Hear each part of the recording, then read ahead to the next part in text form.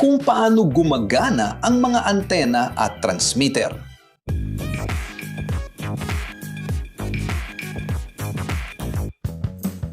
Kamusta sa mga mahilig sa inhinyeriya? Isipin mong iniunat mo ang kamay mo para kunin ang mga salita, larawan at impormasyong dumadaan. Ganyan halos ang ginagawa ng isang antena. Ito ang baras o platong metal na kumukuha ng mga alon ng radyo at ginagawa mga signal na electrical na nagpapagana sa mga bagay tulad ng radyo, telebisyon o sistema ng telepono. Ang mga antena na tulad nito ay minsan tinatawag na mga tagatanggap. Ang transmitter ay ibang uri ng antena. Antena na gumagawa ng kabaligtarang trabaho ng tagatanggap. Binabo nito ang mga electrical na signal sa mga radio wave para makabiyahe ang mga ito, minsan libu-libong kilometro sa paligid ng mundo o kahit papunta sa kalawakan at pabalik. Iyan ang dahilan kung bakit ang mga antena at transmitter ay susi sa halos lahat ng anyo ng makabagong telekomunikasyon. Pero paano nga ba gumagana ang mga antena? Ipagpalagay na ikaw ang boss ng isang istasyon ng radyo at gusto mong ipalabas ang iyong mga programa sa buong mundo.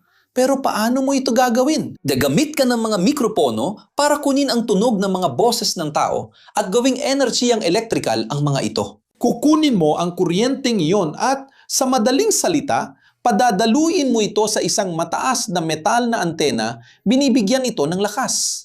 Madalas, ganito ang ginagawa. Para makarating ito ng kasing layo ng kailangan mo sa mundo. Habang ang mga elektron sa kuryente ay gumagalaw pabalik-balik sa kahabaan ng antena, lumilika sila ng di nakikitang electromagnetic radiation sa anyo ng mga radio wave.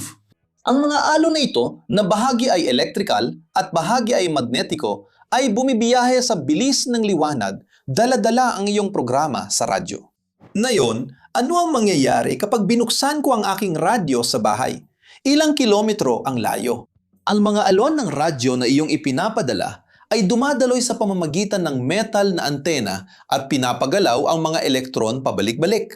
Ito ay lumilika ng kuryente na siya namang ginagawang signal ng mga elektronikong bahagi sa loob ng iyong radyo na muling ginagawang tunog na maaari mong marinig. Ang mga antenang pangpadala at pangtanggap ay kadalasang magkahawig ang disenyo. Halimbawa, kung gumagamit ka ng isang bagay tulad ng teleponong satellite na maaari magpadala at tumanggap ng tawag sa video o telepono kahit saan sa mundo. Gamit ang mga satellite sa kalawakan, ang mga signal na iyong ipinapadala at tinatanggap, mapapansin mo, ay dumadaan sa isang parabolikong antena. Ang parabolikong antena ay isang espesyal na uri ng antena na hugis mangkok at karaniwang kilala bilang parabolikong reflektor dahil ang antena ay nakakurba sa hugis ng graph na tinatawag na parabola. Pero ang mga transmitter at reseptor ay mukhang magkaiba. Ang mga antena para sa transmisyon ng TV o radyo ay malalaking poste. Minsan, umaabot ng daan-daang metro ang taas dahil kailangan nilang magpadala ng malalakas na signal sa malalayong distansya. Pero hindi mo kailangan ng ganung kalaki sa TV o radyo mo sa bahay dahil kahit maliit na antena ay sapat na para magawa ang trabaho. Hindi laging sa hangin, dumadaan ang alon mula transmitter hanggang tagatanggap.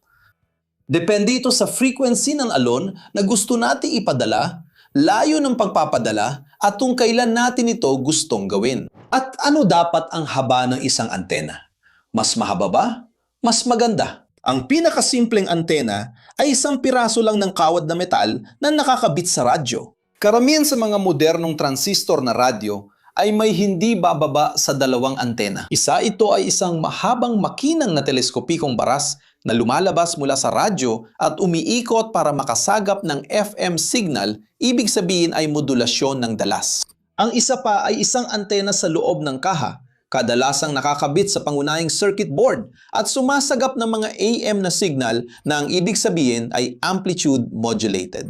Ang mga pagkakaiba ng AM at FM ay interesante, kaya kung gusto mong malaman pa, mag-iwan ka lang ng komento dito at maaari kaming gumawa ng video tungkol dito. Pero bakit mo kailangan ng 2 antena sa radyo? Ang mga signal sa iba't ibang banda ng alon na ito ay dinadala ng mga radio wave na may iba't ibang frequency at haba ng alon. Ang mga typical na AM radio signal ay may frequency na 1,000 kHz, habang ang mga typical na FM signal ay nasa mga 100 MHz. Mas mabilis silang nag-vibrate, mga 100 beses na mas mabilis kaysa sa AM. Dahil lahat ng radio waves ay bumibiyahe sa parehong bilis ng liwanag na mga 300,000 kilometro bawat segundo. Ang mga AM na signal ay may mga wavelength na mga 100 beses na mas mahaba kaysa sa FM na signal.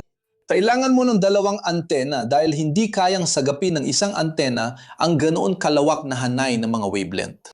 Ang wavelength o frequency ng mga radio wave na sinusubukan mong sagapin ang siyang nagtatakda ng laki at uri ng antena na kailangan mong gamitin. Sa pangkalahatan, ang haba ng isang simpleng antena ay kailangan mga kalahati ng wavelength ng mga radio wave na sinusubukan mong sagapin.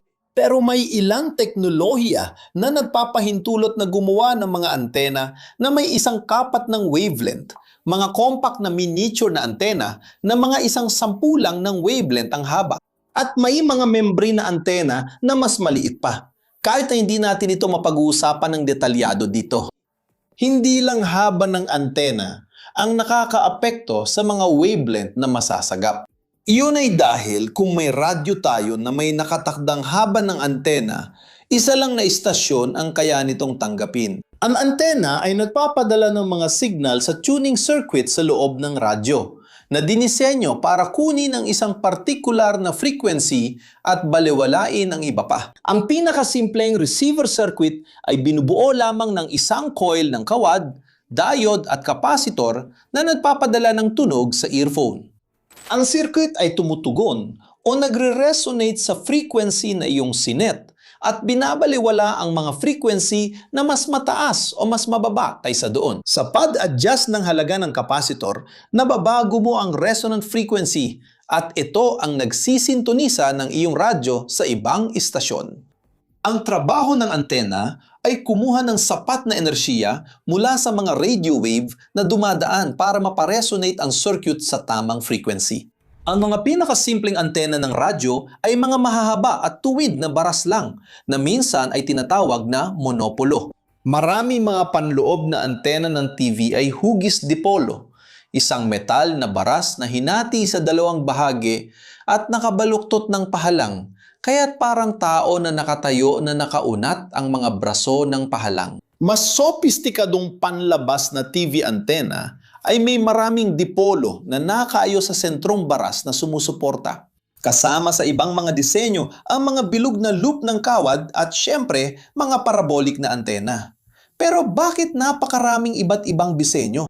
Syempre, ang mga alo na dumarating sa isang antena ng transmitter ay eksaktong pareho kahit ano pang hugis at laki ng antena.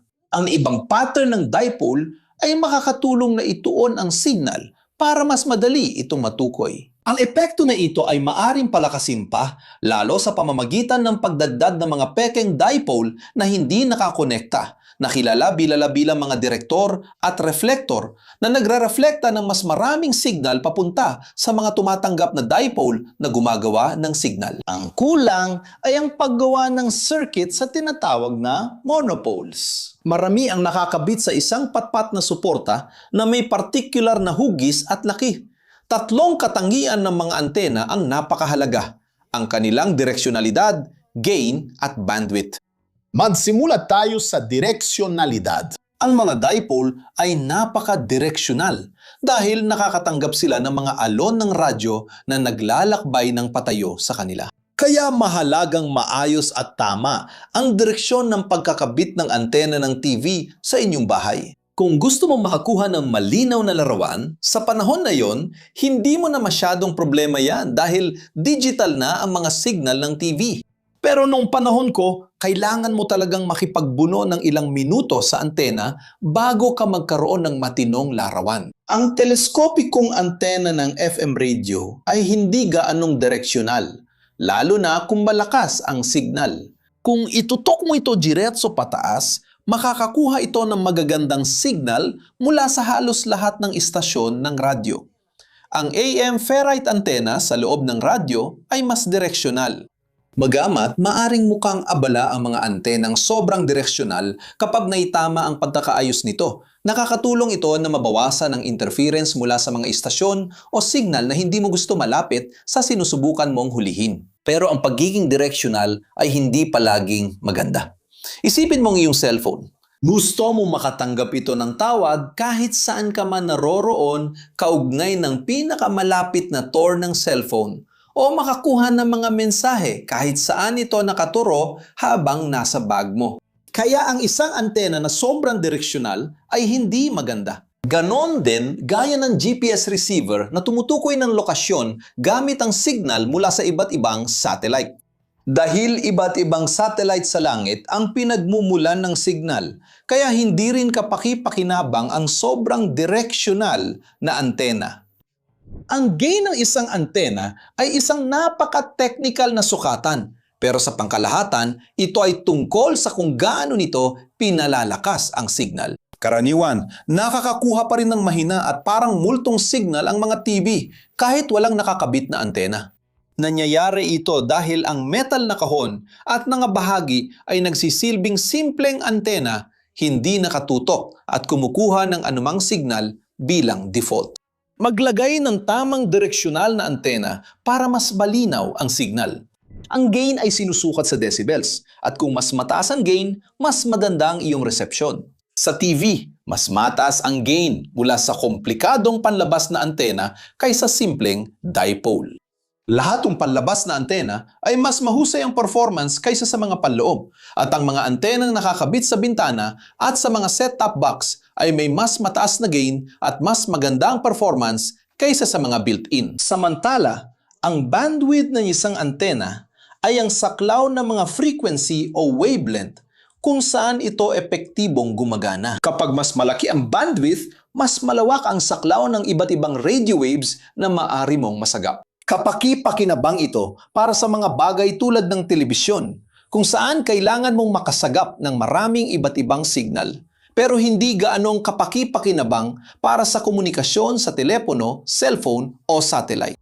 Kung saan ang mahalaga lang sa iyo ay isang napaka-espesipikong radio wave transmission sa isang medyo makipid na frequency band. Kung nakarating ka hanggang dito at nagustuhan mong video, mag-subscribe ka na kung hindi ka pa nakasubscribe. I-like mo na rin at i-activate ang notification bell. Kung interesado ka sa aming content, pwede kang maging miyembro para suportahan ang paggawa namin ng content at maalala ka sa aming mga video. At kung naghahanap ka ng personal at professional na pag-unlad, iscan mo ang QR code dito sa gilid o i-click ang link sa description ng video para magkaroon ka ng access sa mga oportunidad na makapagpapaunlad ng iyong kakayahan at magdadala ng pagbabago sa iyong karera. Anong antena meron ka sa bahay? Naranasan mo na bang makipagtalo sa TV para lang sa signal? I-comment mo sa ibaba. Gusto kong malaman. Dito sa gilid, may dalawang interesting na video na kailangan mong panoorin para mapalawak ang iyong kaalaman at mapukaw ang iyong kuryosidad. Kung gusto mong tumulong, i-like ang video, mag-subscribe, i-activate ang bell at maging miyembro ng channel. Salamat mga mahilig sa engineering. Kita tayo sa susunod na video.